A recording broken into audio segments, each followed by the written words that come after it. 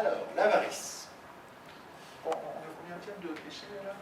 Avarice, là, on a fait quoi? Alors, on a créé le site sans commettre un péché d'orgueil, on a référencé le site sans commettre un péché de paresse, on a acquis du trafic sans commettre un péché de luxure, on a mis en place des stratégies d'email marketing sans commettre un péché d'envie, on a mis en place des outils de tracking, de scoring sans commettre un péché de colère. Et donc là, on met en place des logiques de gestion de la relation client sans commettre un péché d'avarice. Alors pourquoi l'avarice? Parce que souvent, on passe tout son budget en acquisition, j'acquiers du trafic, j'acquiers des mots-clés, etc.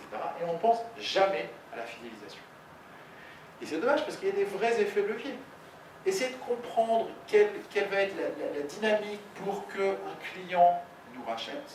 Ça coûte beaucoup moins cher que mettre en place une logique pour convaincre un prospect d'acheter une première fois. Ça existait déjà dans le CRM. Hein. Le CRM, c'est se dire, tiens, en fonction des typologies de clients, plutôt que de tous les adresser en rendez-vous face à face, les clients un peu stratégiques, je vais les adresser en rendez-vous face à face. Les clients un peu moins stratégiques, je vais peut-être les adresser au téléphone. Les clients encore moins stratégiques, je vais les adresser par email. Et puis les autres, je vais arrêter de les adresser, parce que de toute façon, c'est pas rentable de les adresser. Donc voilà, en gros, l'avarice. Et donc là, par exemple, on a la mauvaise conscience qui dit, mais vas-y, envoie la même chose à tout le monde, ça va, c'est pareil, on envoie la même chose à tout le monde, de toute façon, c'est des clients. Voilà. Et puis la bloc, attends, regarde, tu as des célibataires, tu as des personnes âgées, tu as des mamans. Tout cela réagissent différemment. Et si on leur parle, bah forcément, on va maximiser leur écoute, leur efficacité, etc. Et c'est des effets de levier qui sont très très bons, parce que acquérir, ça coûte toujours cher, alors que réfléchir à mieux segmenter, scénariser, personnaliser, c'est quelques petits coups de création, un petit peu de bon sens, et ça peut avoir peu de rentabilité. Je vous donne une anecdote, c'est quoi, c'est le truc qui m'a le plus bluffé. En fait, c'est un site qui s'appelle Magic Maman. Qui c'est qui connaît ce site dans la salle? Levez la main, ceux qui connaissent ce site. Alors, comme par hasard, il y a que des femmes qui lèvent la main, et j'imagine que des mamans. Magic Maman, c'est un portail pour femmes enceintes. D'accord?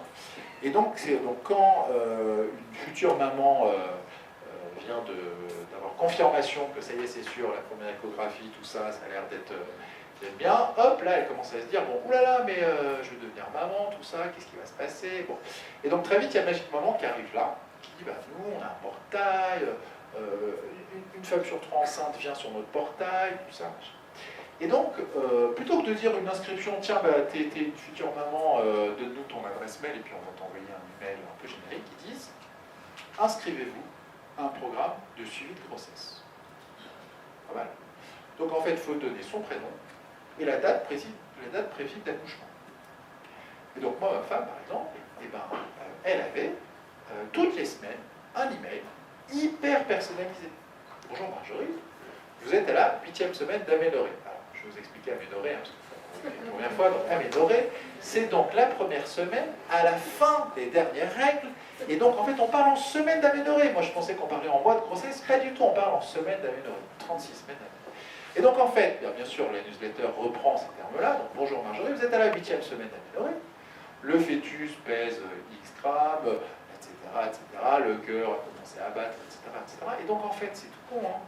Ils ont pris un bouquin de Laurence Pernou, et puis ils ont divisé par 36, et puis ils ont pris 3 phrases. Mais ma femme a l'impression qu'on lui a écrit qu'elle. Et donc ça fait 88% d'ouverture. 88% d'ouverture. C'est-à-dire que moi, ma femme, elle me le forwardait immédiatement après. C'est-à-dire qu'elle le recevait le lundi à 17h, à 17h02, je l'avais, moi, sur... Oui, donc c'est tout con. Qu'est-ce qu'ils ont fait? C'est bonjour, 8e semaine. Donc tiens, il se passe quoi la 8e semaine? Bon, alors il se passe ça, il se passe ça, il se passe ça. Là, hop, je mets 3 lignes, et c'est terminé. Bonjour Marjorie, 3 lignes de personnalisé. Mais sauf que Marjorie, elle attendait. Elle attendait cette info. Vous voyez qu'on n'est pas obligé de faire des choses très très compliquées pour faire... Et 88% d'ouverture. La moyenne, il y a quelques années, c'était 30, et maintenant, quand on a 15, on est content. 15% d'ouverture. Vous voyez, 88, bon, alors c'est sûr que pas tous les jours maman, pas toujours maman pour la première fois, etc. Mais enfin bon, alors, justement, qu'est-ce qu'ils font? Magic Maman, leur modèle économique, c'est de la pub. D'accord? Donc, comme ils savent exactement où en est le stade d'avancement de chacune de ces futures mamans, qu'est-ce qu'ils font? De 0 à 3 mois, c'est seloger.com, hein, parce qu'il va falloir que tu trouves une chambre pour bébé. Hein. De 3 à 6 mois, c'est Laurence Pernou, parce qu'il va falloir que tu apprennes à être parent, comment on s'occupe de ses enfants, tout ça. Et puis 6-9 mois, c'est Nestlé Baby, NutriCare, etc. Parce que bon, il va falloir que tu payes des trucs pour ton nourrisson. Voilà. Donc, et forcément, il match. Le se loger, le 9e mois, c'est trop tard, hein, ça y est, on a trouvé une solution. Et le Nestlé Baby, le premier mois, attends, déjà que je ne suis pas sûr que ça va tenir, je ne vais quand même pas commencer à réfléchir au lait, etc. Est-ce que j'allais, machin. Donc voilà, c'est tout con, mais il faut y penser. Alors, que font les gens? Donc effectivement, les emails d'anniversaire. Qui a déjà reçu, le jour de son anniversaire, un email d'un marchand pour souhaiter l'anniversaire avec... Bon, oui, donc à peu près tout le monde, très bien. Bon, ils font la même chose, mais en fin de compte, ils pourraient aller beaucoup mieux. Là, par exemple, joyeux anniversaire Bertrand. D'accord? Bertrand, ils ont considéré, pour Bertrand, 3 Suisses, que c'était 46 €.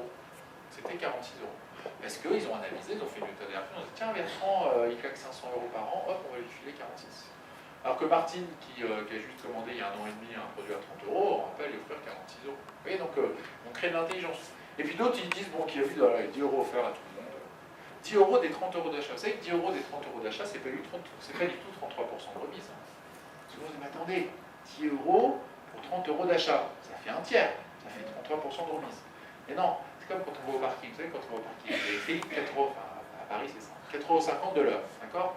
Sauf qu'au bout d'1 heure et 1 seconde, c'est 9 €. Vous voyez, donc en fait, c'est jamais 4,50 € de l'heure en parking. C'est minime, c'est impossible d'arriver à l'heure juste, d'accord? Et bien là, c'est pareil. Finalement, c'est pas 10 € tous les 30 €, c'est 10 € à partir de 30 € d'achat. Ça tombe bien, le panier moyen chez Kiabi, il a 70 €. Donc en fin de compte, en moyenne, les gens vont payer 70 €. En moyenne, ils ont 10 € sur 70. 10 € sur 70, ça fait 15%. Vous voyez qu'on a une valeur perçue à 33%, parce qu'on dit, bah ouais, 10 € sur 30, ça fait un tiers, ça fait 33%. Ça, dans la réalité. Donc il faut toujours travailler entre la valeur perçue, la valeur ressentie, etc. Après, il y a des gens qui vont un peu plus loin sur les emails d'abandon de panier. Voilà, donc, par exemple, Pixmania. Bonjour, vous avez récemment constitué un panier de produits sur Pixmania que vous n'avez pas encore validé. N'attendez plus. Très clair, on est quand même face à un internaute qui est venu, qui n'est pas parti. Il s'est baladé, il a mis des produits au panier, il a vendu le panier. Vous voyez les 3% de gens là qui... Bon, bah, un petit email pour dire tiens, vas-y, allez, commande. Je vais vous donner un truc, Vistaprint. Je ne sais pas si vous connaissez Vistaprint.